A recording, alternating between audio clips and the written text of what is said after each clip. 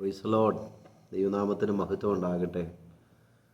പലപ്പോഴും നമ്മുടെ ഒരു ചോദ്യമാണ്, കർത്താവേ, എൻ്റെ നിന്ന എന്ന് മാറ്റും?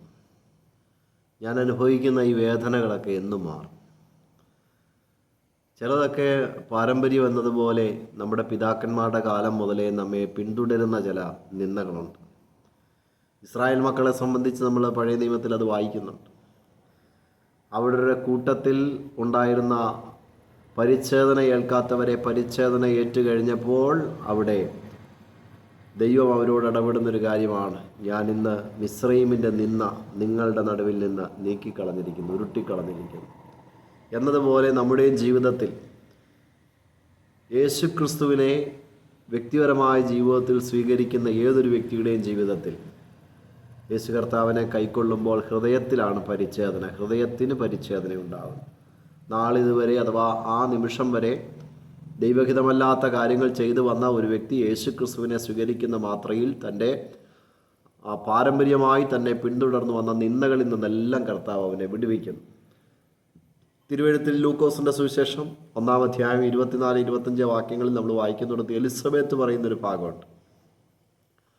മനുഷ്യരുടെ ഇടയിൽ എനിക്കുണ്ടായിരുന്ന നിന്ന നീക്കുവാൻ കർത്താവ് എന്നെ കടാക്ഷിച്ച നാളിൽ ഇങ്ങനെ എനിക്ക് ചെയ്തു തന്നിരിക്കുന്നു എന്ന് പറഞ്ഞ് 5 മാസം ഒളിച്ചു പാർത്തു. ദീർഘമായ പതിറ്റാണ്ടുകൾ, ദീർഘനാളുകൾ തൻ്റെ നിന്ന നീക്കുവാൻ. എന്താ അവിടെ നിന്ന?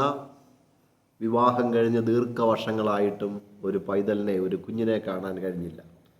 അവർ പ്രാർത്ഥിക്കുന്ന വിഷയമായിരുന്നു. വിശേഷാൽ 1-ാം അധ്യായത്തിൻ്റെ 11-ാമത്തെ വാക്യത്തിൽ നമ്മൾ വായിക്കുന്നിടത്ത് സക്കറിയാവ് ശുശ്രൂഷ ചെയ്തുകൊണ്ട് നിൽക്കുമ്പോൾ തൻ്റെ മുൻപിൽ ദൈവം അയച്ച ദൂതൻ ഇറങ്ങി വരുന്നു. 13-ാം വാക്യം, ദൂതൻ സക്കറിയാവിനോട് പറഞ്ഞത്, സക്കറിയാവേ, ഭയപ്പെടേണ്ട, നിൻ്റെ പ്രാർത്ഥനയ്ക്ക് ഉത്തരമായി. നിൻ്റെ ഭാര്യ എലിസബത്ത് നിനക്കൊരു മകനെ പ്രസവിക്കും, അവന് യോഹന്നാൻ എന്ന് പേരിടണം. ഒരു ദൈവിക ദൂത് കൈമാറാനുള്ളത്. ഒരുപക്ഷെ പ്രാർത്ഥിച്ച് ഇനിയിപ്പോൾ അതിൽ ഒരു പ്രതീക്ഷയ്ക്ക് വകയൊന്നുമില്ല, അല്ലെങ്കിൽ അതിലൊരു ഉത്തരം കിട്ടാനില്ല, ഏറിയ നാളുകൾ ഒരുപക്ഷെ എഴുതി വെച്ചും പ്രാർത്ഥിച്ചിട്ട് ഒരു റിസൾട്ട് കാണാത്ത വിഷയം.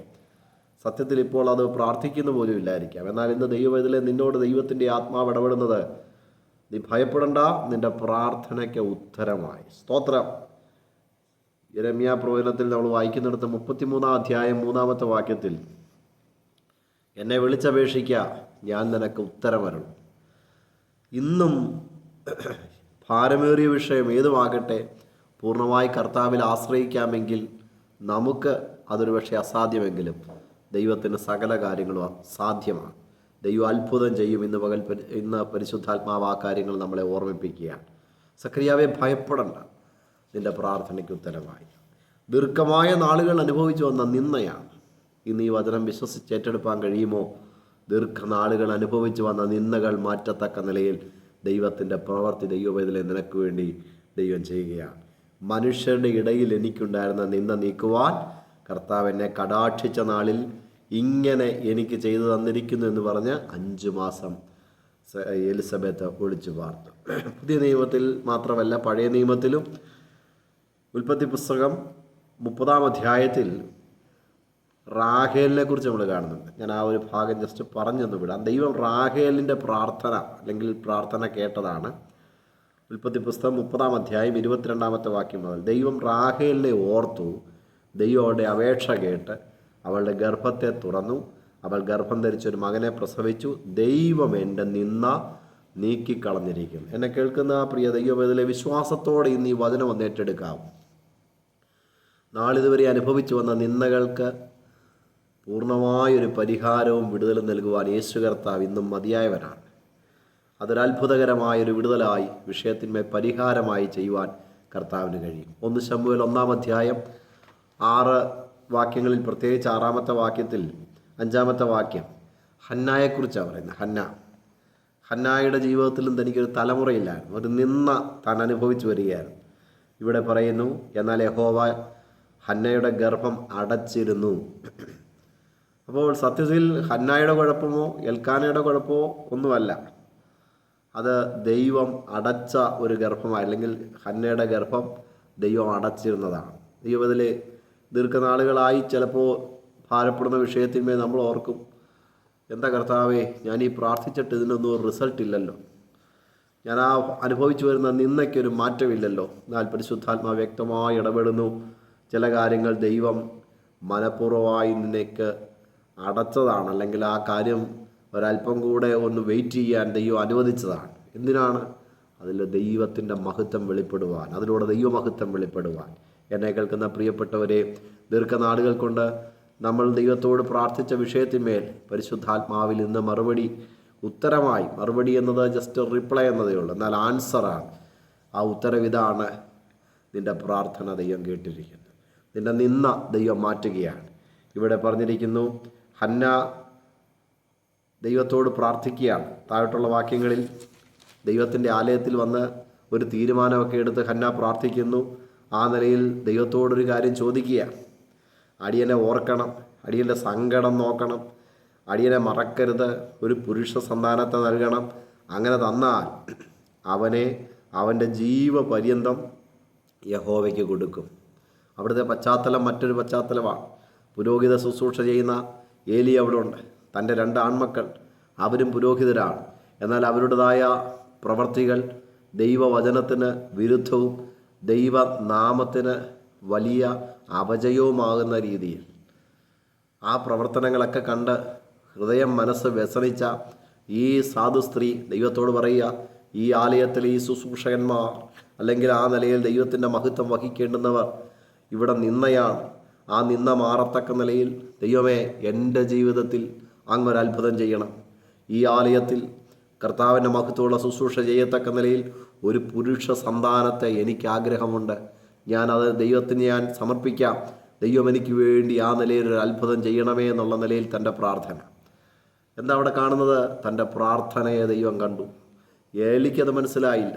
വീഞ്ഞിറങ്ങട്ടെ എന്നൊക്കെ പറഞ്ഞ ഭാഗം നമ്മൾ വായിക്കുന്നുണ്ട്. പക്ഷേ ഹൃദയത്തിൻ്റെ ആഗ്രഹവും തീവ്രതയും ആ വിഷയത്തോടുള്ള ബന്ധത്തിൽ എത്രമാത്രം ആത്മാർത്ഥതയും ആവശ്യബോധവും ഉണ്ടെന്നുള്ളത് ദൈവം നോക്കും. ഇസ്രായേലിൻ്റെ ദൈവത്തോട് നീ കഴിച്ച അപേക്ഷ അവൻ നിനക്ക് നൽകുമാറാകട്ടെ എന്ന ഒരു ആശീർവാദത്തോടുകൂടെ, ഏലിയുടെ ആശീർവാദത്തോടുകൂടെ എൽക്കാനയും ഹന്നയും ഭവനത്തിലേക്ക് പോകുന്നു. യഹോവ അവളെ ഓർത്തു. ഹന്ന ഗർഭം ധരിച്ചു. അടുത്തൊരു മകനെ പ്രസവിക്കുക. ആദ്യത്തേത് ശമൂവേൽ. അതിൻ്റെ ചരിത്ര പശ്ചാത്തലത്തിലേക്കൊന്നും ദീർഘമായി പോകുന്നില്ല. ദീർഘമായി അനുഭവിച്ചു വന്ന ചില നിന്ദകൾ മാറത്തക്ക നിലയിൽ ദൈവപ്രവൃത്തി വെളിപ്പെട്ടു. ആ തീരുമാനത്തെ ദൈവം മാനിച്ചു. ഇന്ന് എന്നെ ഈ വചനം ശ്രദ്ധിക്കുന്ന ദൈവവേദലെ, ദൈവസന്നിധിയിൽ തീരുമാനമെടുക്കാൻ ദൈവം ആഗ്രഹിക്കുന്നെങ്കിൽ, ചില കാര്യങ്ങളൊക്കെ പ്രാർത്ഥിച്ചിട്ടും ഉപവസിച്ചിട്ടും അതിലൊരു റിസൾട്ട് കാണുന്നില്ലെങ്കിൽ, പ്രതീക്ഷിക്കുന്നൊരു വിടുതൽ കാണുന്നില്ലെങ്കിൽ, ആ വിഷയത്തിൽ ദൈവസന്നിധിയിൽ മുഴങ്കാൽ മടക്കുമ്പോൾ, പ്രാർത്ഥിക്കാനിരിക്കുമ്പോൾ ദൈവാത്മാവ് എന്തെങ്കിലും കഴിഞ്ഞ കാല ജീവിതത്തിലെ കാര്യങ്ങൾ ഇടപെടുന്നെങ്കിൽ, ഈ നിമിഷം പരിശുദ്ധാത്മാവ് അത് ഓർമ്മിപ്പിക്കുന്നു. ആ കാര്യത്തിൽ ദൈവസന്നിധിയിൽ ക്രമീകരണം പ്രാപിക്കണം. അത് കുറവുകൾ ഏതുവാകട്ടെ, ദൈവഹിതമല്ലാത്ത ഏതെങ്കിലും വിഷയങ്ങൾ ജീവിതത്തിൽ പിന്തുടരുന്നെങ്കിൽ അവയോടെല്ലാം പൂർണ്ണമായി വിടുതൽ പ്രാപിക്കണം. ആ നിലയിൽ വചനം പറയുന്ന, ഒരുവൻ ക്രിസ്തുവിലായാൽ അവൻ പുതിയ സൃഷ്ടിയാകുന്നത്, പഴയത് കഴിഞ്ഞു പോയി, ഇതാ സകലതും പുതുതായി. ഒടുവിലായി യോഹന്നാൻ്റെ സുവിശേഷം 2-ാം അധ്യായത്തിൽ യേശു കർത്താവ് കാനാവിൽ കല്യാണ ഭവനത്തിൽ വന്നത് നമ്മൾ കാണും. ആ ഭവനത്തിൽ ക്ഷണിച്ച എല്ലാവർക്കും കൊടുക്കത്തക്ക നിലയിൽ അവർ വീഞ്ഞെല്ലാം കരുതിയതാണ്. പക്ഷേ യേശുവിൻ്റെ അമ്മ വന്നേച്ച് ഇപ്രകാരം പറയുന്നു, അവർക്ക് വീഞ്ഞില്ല. യേശു അവിടെ തിരികെ കൊടുക്കുന്ന റിപ്ലൈ, അതൊക്കെ അതിനെന്നാ ഇപ്പോൾ തന്നെ റെഡിയാക്കാമെന്നല്ല, എൻ്റെ നാഴിക ഇതുവരെ വന്നിട്ടില്ലെന്ന്. ചില കാര്യങ്ങൾ നമ്മൾ പ്രതീക്ഷിക്കുന്ന സമയത്ത് കാര്യങ്ങൾ നടന്നില്ല എങ്കിൽ വെയിറ്റ് ചെയ്യാമോ, ഒരല്പം കൂടെ കാത്തിരിക്കാമോ? അതിൻ്റെ റിസൾട്ട് ഏറ്റവും ഗ്ലോറിയസ് ആയിരിക്കും. ഏറ്റവും മഹത്തരമായ ദൈവപ്രവൃത്തി കാണാനാണ്. എന്ത് സംഭവിക്കുന്നു? അവിടെ മടങ്ങിപ്പോകുന്ന യേശു കർത്താവിൻ്റെ അമ്മ അവിടുത്തെ ശുശ്രൂഷകരോട് പറയുകയാണ്, യേശു നിങ്ങളോട് എന്തെങ്കിലും കൽപ്പിച്ചാൽ അത് ചെയ്യുവിൻ.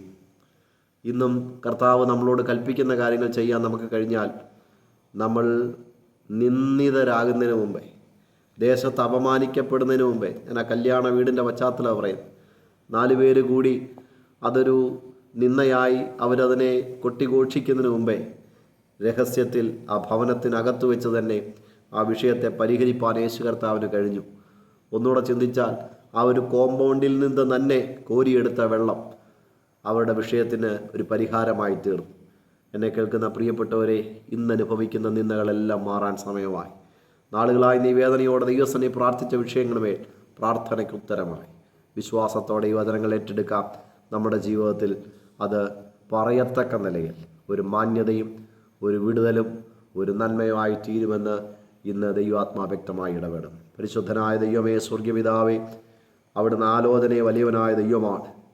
കാനായ കല്യാണ ഭവനത്തിലെ കുറവുകൾ നിമിഷ നേരങ്ങൾ കൊണ്ട് പരിഹരിപ്പാൻ കഴിയത്തക്ക നിലയിൽ കർത്താവെ അവിടുത്തെ കരം വെളിപ്പെടുകയും ആ നിലയിൽ അവിടെ അവിടുത്തെ മഹത്വം വെളിപ്പെടുത്തി കർത്താവ് ആ നിന്നയെ മാറ്റിയത് ചെയ്തത് ഞങ്ങൾ ഇന്ന് രാത്രി കേട്ടല്ലോ.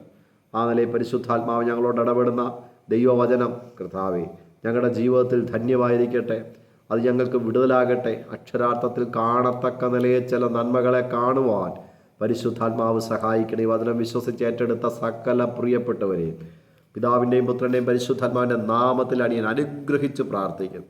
നാളിതുവരെ പിന്തുടർന്ന് വന്ന ചില നിന്ദകൾ, പാരമ്പര്യത്തിൻ്റെ പൂരുകൾ, ചില ബന്ധനങ്ങൾ, ആ നിലയിൽ അവരെ ദീർഘമായ നാളുകൾ കൊണ്ട് വ്യസനിപ്പിച്ചു വന്ന ആ നിന്ദയുടേതായ എല്ലാ അതിൻ്റെ കെടുതികളും യേശുക്രിസ്തുവിൻ നാമത്തിൽ മാറിപ്പോകട്ടെ.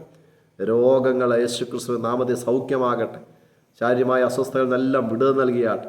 കർത്താവെ അവർക്ക് തലമുറയെ കൊടുക്കണം, അവരുടെ കുഞ്ഞുങ്ങളെ മാനിക്കണം, അവർക്ക് ഭാവി അനുഗ്രഹമാക്കണം, ജോലിയില്ലാത്തവർക്ക് ജോലി കൊടുക്കണം.